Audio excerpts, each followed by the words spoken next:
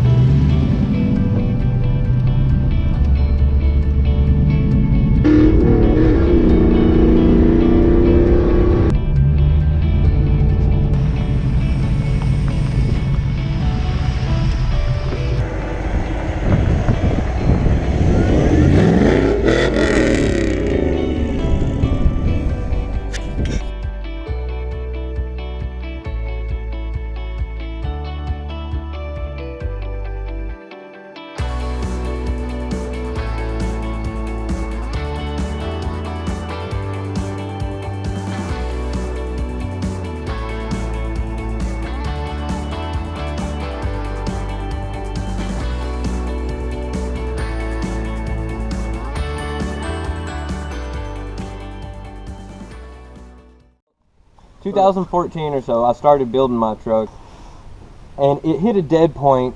And about that time, me and Denny was hanging out, and we was skating together all the time, and he had that truck. And back then, it was just a 4-cylinder, 5-speed, black truck, same wheels as it's got right now, and I just fell in love with it. That's all we talked about was S10s and skateboarding, S10s and skateboarding, and then I just got the ambition up, and I was like, I've got to finish my truck. And it got to the point where I had so much content rolling in that I was like, there's no way I can flood my personal with this. I've got so much going on in life, I don't want my whole page to be full of S10 stuff. And we was like, we gotta have a place to put all of our media, all of our footage, all of our pictures and stuff like that. And instantly we was like, yes, let's create an Instagram page. This dude coins S10 Life as a joke almost. And he's like, if it's not taken, it wasn't taken. It wasn't taken. We got on there. It was the first name that we looked for. I mean, very first. And I think that was in October of 2016. Well, why don't we make a community out of it and see if we can get other people to send in pictures, get other people to send in videos, and we'll put their truck on our page too. And the next thing you know, it turned into 99% everybody else's truck and 1% our truck. Yeah, you probably haven't seen my truck on the page in a little long time. Yeah, like it's not that often we flood the page with our own stuff. Zach over here posting some badass trucks daily. Zach kills it on the post on there. He is running that Instagram page. He's the one you're probably talking to. Yep, he kills it on Instagram. He knows everything. Ask him anything. So if it wasn't for Zach and Denny helping out with this, the thing wouldn't even be in action right now. So it was longer than a year before we hit 1,000 followers. What is it? I'd say 5,000 followers. LS Fest 2018. That's in September.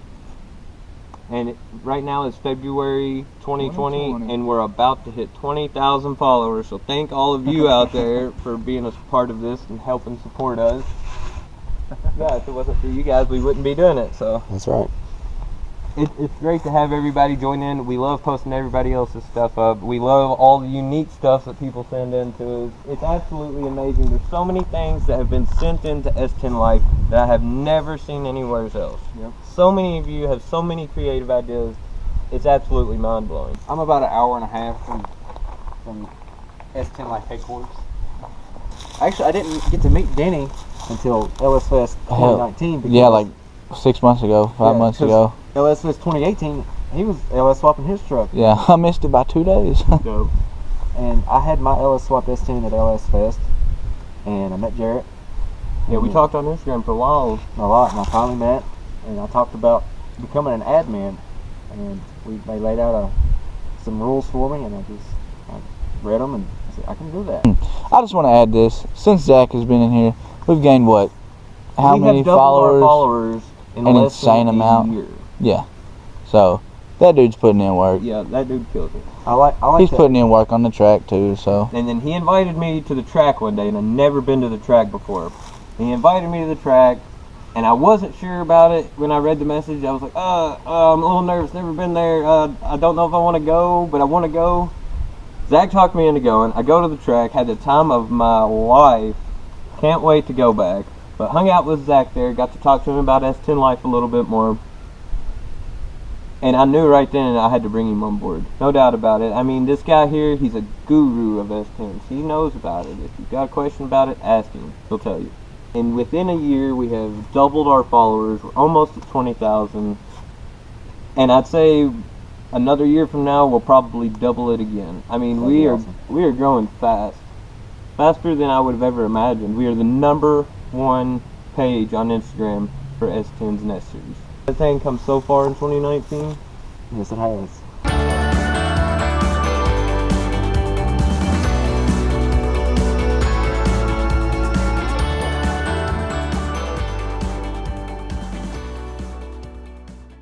I think this was actually number 4, but I've owned, I want to say 10. And like when we say S10 Life, we live in S10 Life. And it's my pride and joy. I mean, it's me. So it's a 96 Super Sport S10 it was originally a black truck. I did a grill swap, the newer style front end. I painted it Subaru World Rally Blue. I originally built a 5.3 for it that had 300,000 miles. After I was finished with it, it was fresh. It was technically a 5.4 330. And I put it in, I fired it up, it sounded amazing. I had an injector stick open, it hydro locked, and it slung 2 rods, 7 and 8, slung those. Found this engine for $225. It had 120,000 miles on it. Picked it up, threw it in here. A week later, it was on the road and running.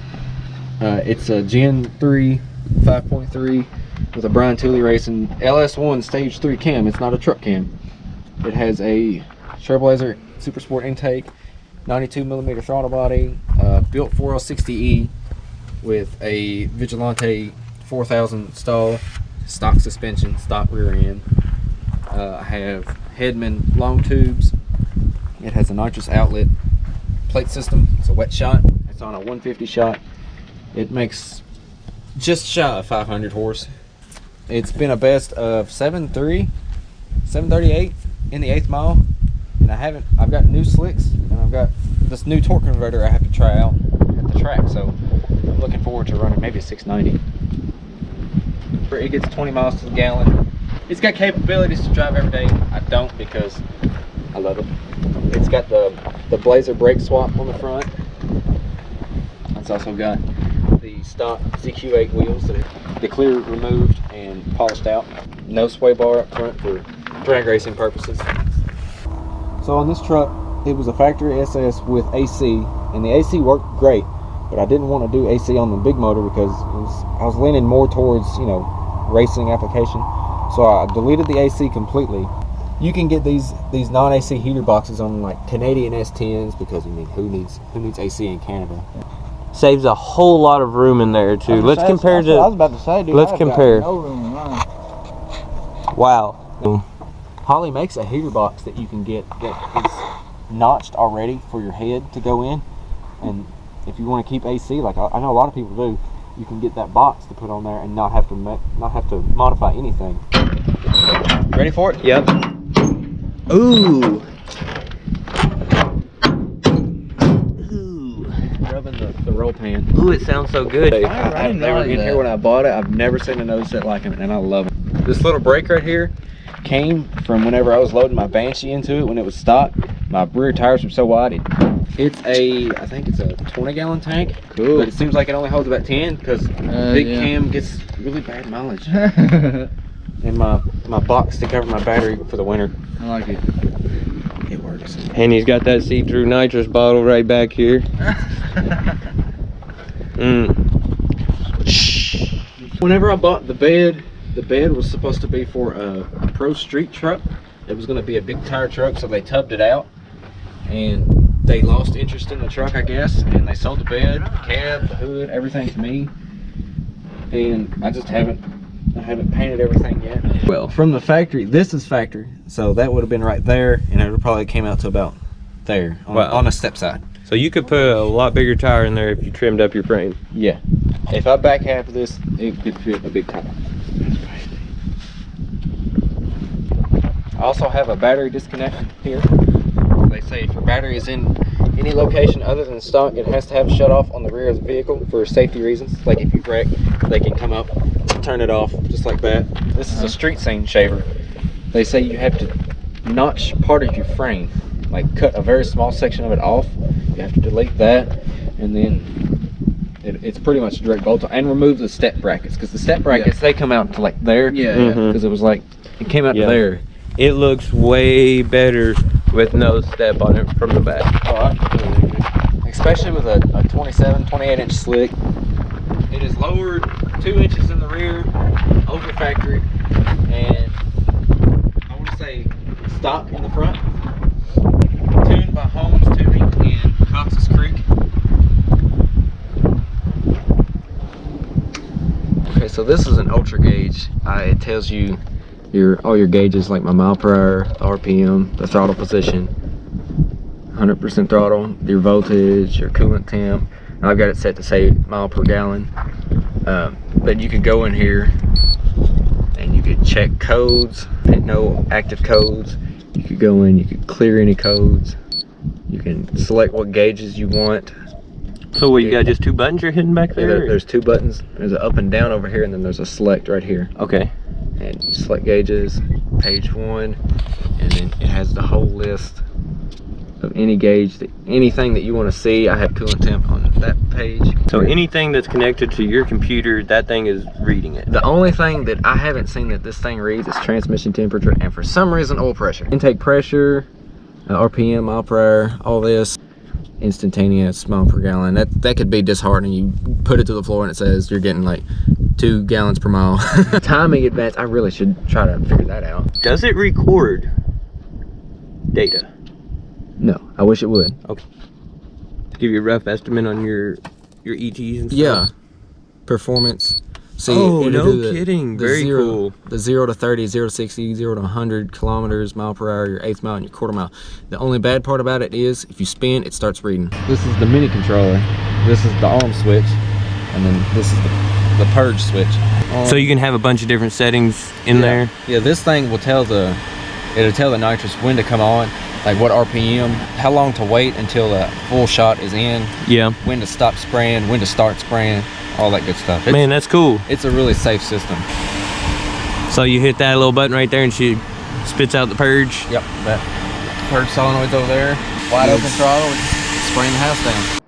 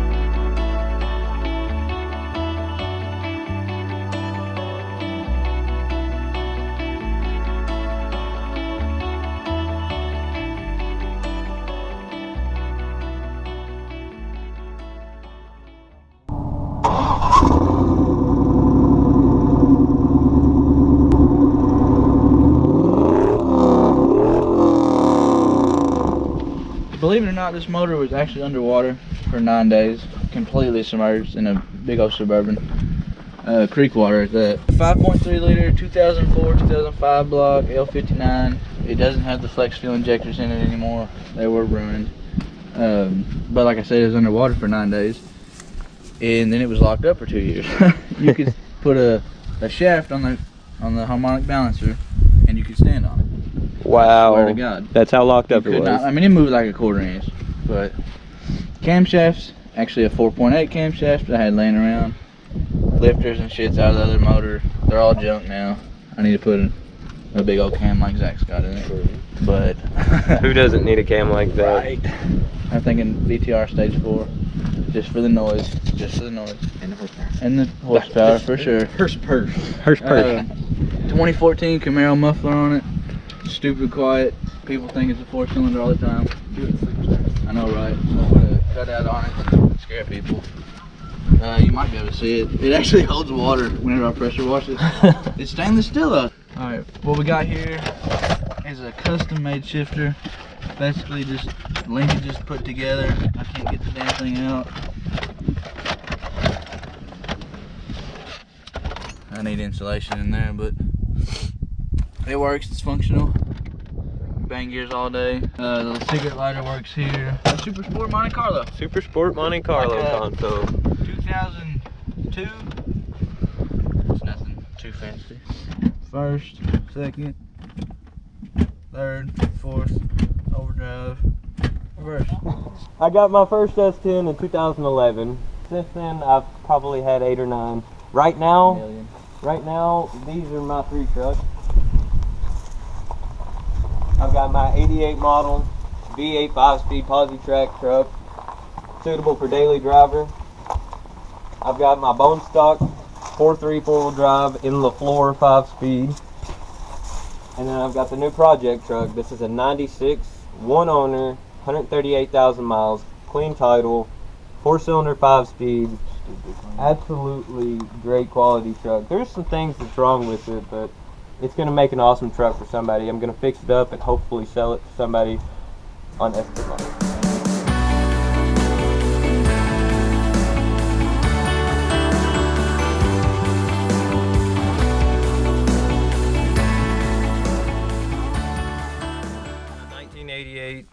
Chevy S10 base model. It was a 4-cylinder 5-speed truck, absolutely manual everything. The only luxury item it had on it from the factory was AC, and it doesn't have that now. This truck is still no power steering, still no power brake, still manual windows. I've got the Centennial Corvette wheels on it, and if anybody's wondering, to run Corvette wheels, you've got to run 2.5 to 3 inch spacers up front to clear them on your steering, or you'll hit your inner fender wells. Single piston caliper. Got the fender flares, picked them up for 20 bucks. Got the S10 Life TZ1 adjustable spoiler on it.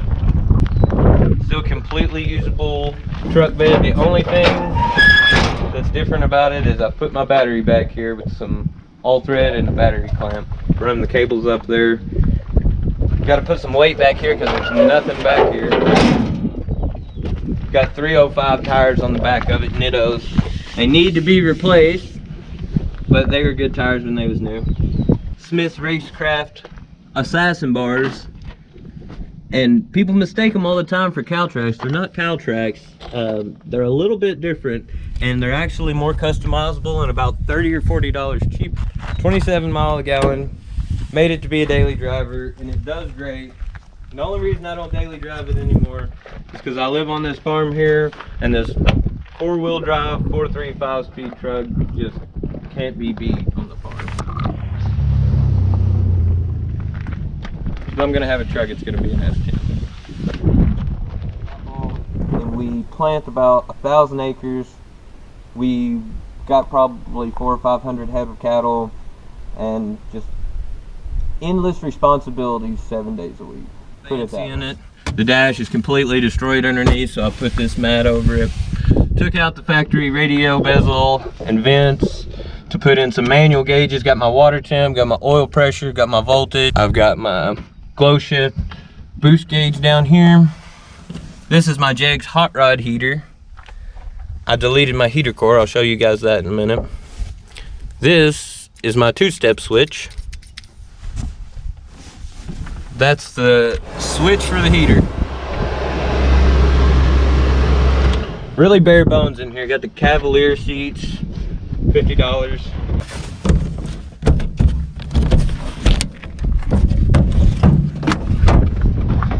But man, they are a cool upgrade.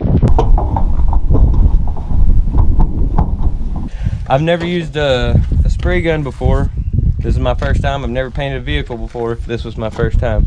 So as you can see, there's a lot of cracking in the paints. Some spots it's chipped off of it where I didn't prep it good. It needs a full paint job again. 4.8 out of a 2001 Crew Cab Silverado automatic. Bone stock except for the shorty headers on it. This engine bay is completely stock. Battery relocated, reservoirs deleted. Anything that could have been deleted was deleted. Absolute bare minimum. Got the electric fans up here, 4.3 radiator. It does okay unless I'm in traffic, bumper to bumper. Economy tune, it's turned all the way down. I've deleted my heater core here and just put this panel in, popped some holes in it, and run the hoses down to my water pump right here. I've got this hose coming back into my oil cap right there from the return on the turbo. It's not got the turbo on it right now because when I put it on there, I didn't hook up the oil lines right, and I blocked off the oil drain, and when I turned it on, the oil pressure exploded the turbo. Smoke went everywhere, and the oil was running straight out of the exhaust. So I've took it off to make it to LS Fest, got that done with, and I haven't done nothing to it since then. Haven't put another turbo back on it. I've got my 2-step on it, MSD 2-step, part number 8733. It plugs directly in to your factory harnesses. On the back of it here, it's got settings to where I can change the RPM that it's set at. And I've got it run to a switch on my shifter. Most people put it on their clutch. I wanted it on my shifter that way it wouldn't engage as soon as I let out on the clutch. I could ride a 2-step just to get off the line a little bit if I want to, and then release it and go full power.